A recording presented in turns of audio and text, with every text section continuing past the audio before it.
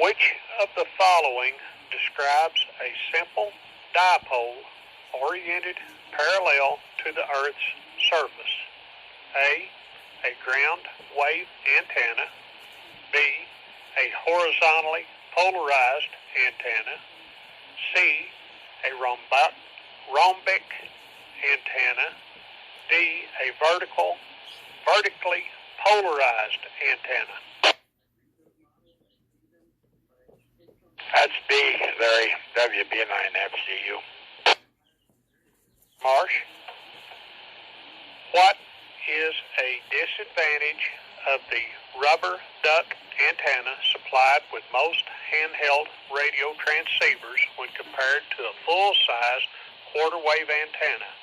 A, it does not transmit or receive as effectively. B, it transmits only circularly polarized signals. C, if the rubber end cap is lost, it will unravel very easily. Or D, all of these choices are correct.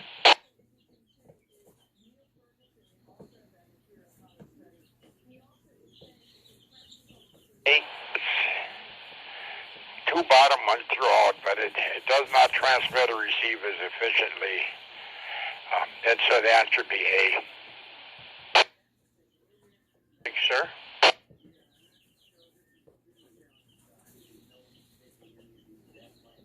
You change a dipole antenna to make it resonant on a higher frequency? A, lengthen it. B, insert coils in series with the radiating wires. C, shorten it. Or D, add capacitive loading to the ends of the radiating wires.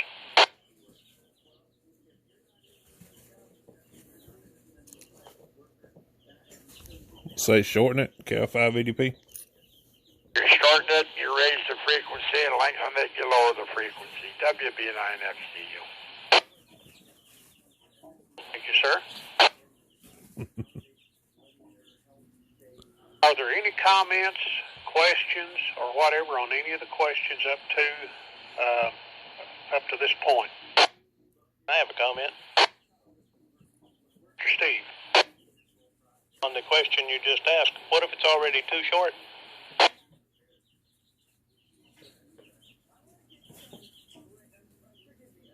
Higher. Just saying the question is worded weird. If you're starting with an antenna that's too short already and it won't resonate on a higher frequency, what would you do with it? Well, I would add to it if it were me. Exactly. This assumes that it's too long no matter what. I don't like the way the question's worded.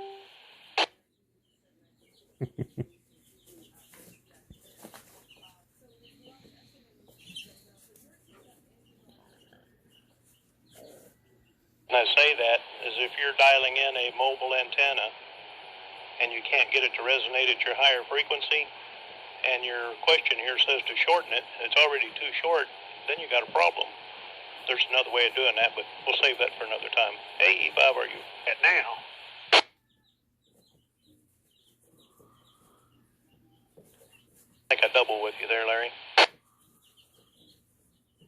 Saying to change the antenna, if making it resonant on a higher frequency, I think that would be assuming it was the resonant on the frequency that you are at now.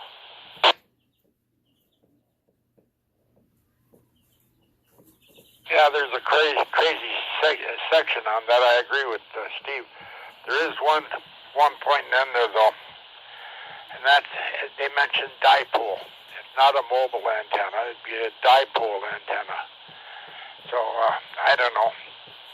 I guess the answer is about the closest thing to their question that they could answer. WB9FCU.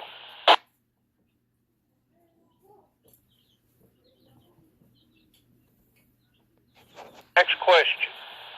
What type of antennas are the Quaid, Yagi, and Dish? A, non-resonant antennas. B, log periodic antennas.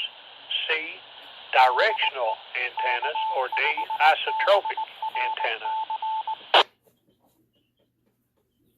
So it's C as in Charlie, KP9US. Wayne. Can you hear me? C as in Charlie. Sir, thank you, Mr. Wayne. W5PLB. What is a disadvantage of using a handheld VHF transceiver with its integral antennas inside a vehicle? A, signals might not propagate well due to the shielding effect of the vehicle. B, it might cause the transceiver to overheat.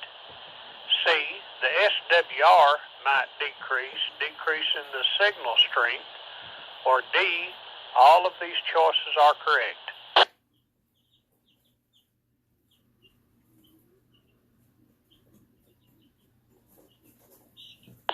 Well, it'd be A.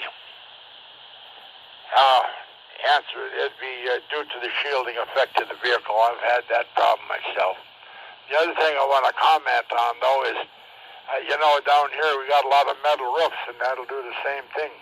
You go inside a building where they got I-beams up and metal roofs up, I'm sorry, it does attenuate your signal.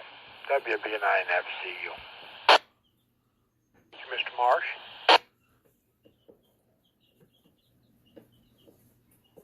Is the approximate length in inches of a quarter wavelength vertical antenna for 146 megahertz?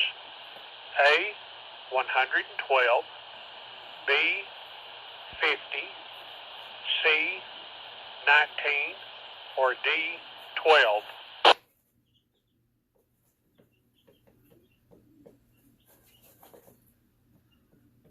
It'd be C, 19 inches. Actually, 19 inches depends upon what it's trimmed for, but 146 would be close.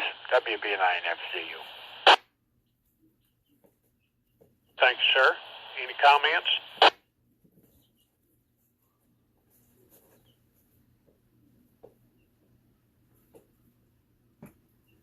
Next question. What is the approximate length in inches of a half wavelength 6-meter dipole antenna?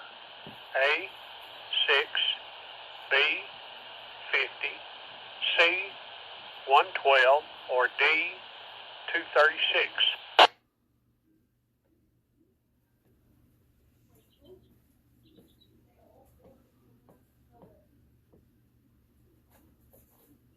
Nobody's jumping on that one. I will. WB9FCU.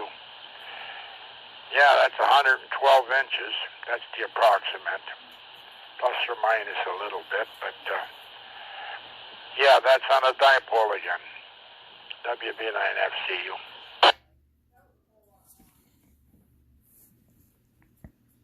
March.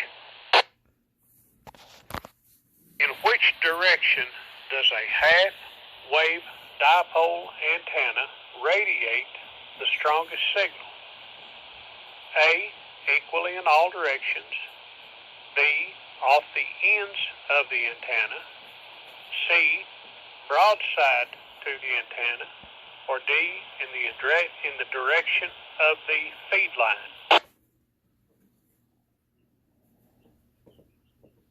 That would be broadside to the antenna. A, if I were you.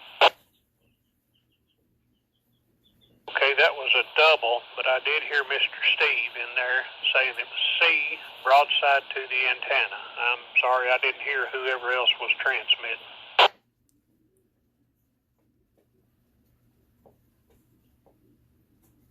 Next question. What is the gain of an antenna? A, the additional power that is added to the transmitter power. B, the additional power that is lost in the antenna when transmitting on a higher frequency. C, the increase in signal strength in a specific direction compared to a reference antenna. Or D, the increase in impedance on receive or transmit compared to a reference antenna?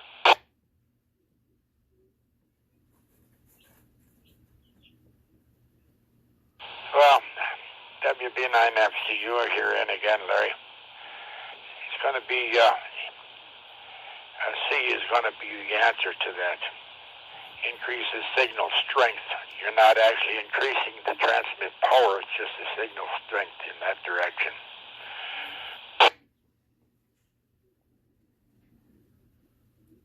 Marsh, what is an advantage of using a properly mounted 5/8 wavelength and mobile service?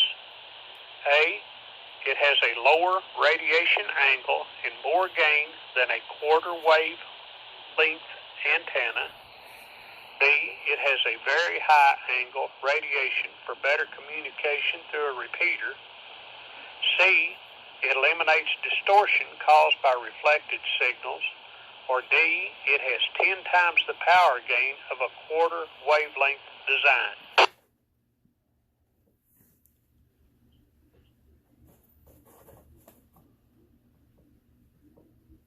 There's somebody doubling with you. But it's a lower angular radiation, WB9FC. Answer is A. Okay, whoever was doubling, did you have a comment or a question?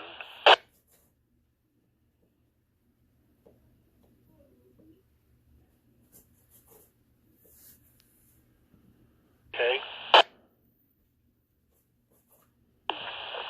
Next question. Why is it important to have low SWR when using coaxial cable feed line? A, to reduce television interference.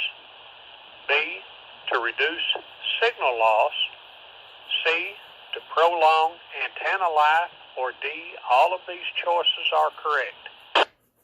Would be B, and I'd like to comment on that. That goes with what we were talking about just before the session here.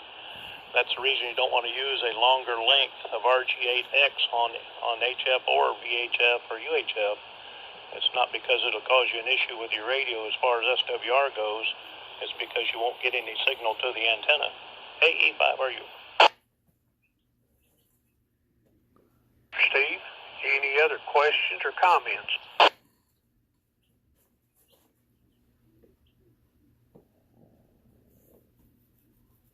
Question. What is the impedance of most coaxial cables used in amateur radio installations? A, 8 ohms. B, 50 ohms. C, 600 ohms. Or D, 12 ohms. B, 50 ohms. That is correct. Final question.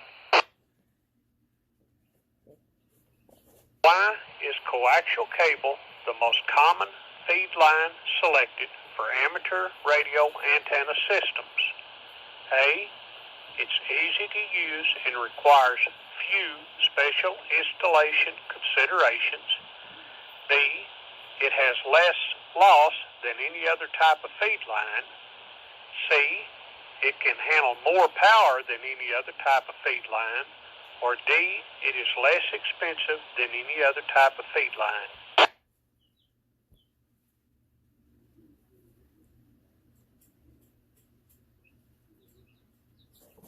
Well, I'll take that one. That would be A. It's easier to run. But as far as the loss part of it goes, ladder line would be best. It's almost lossless. The only loss in there is what you get from the resistance of the wire itself. For that point, it's better, but it's hard to run that into a building. Hey, E5, are you? Mr. Steve, are there any comments or questions on our session tonight?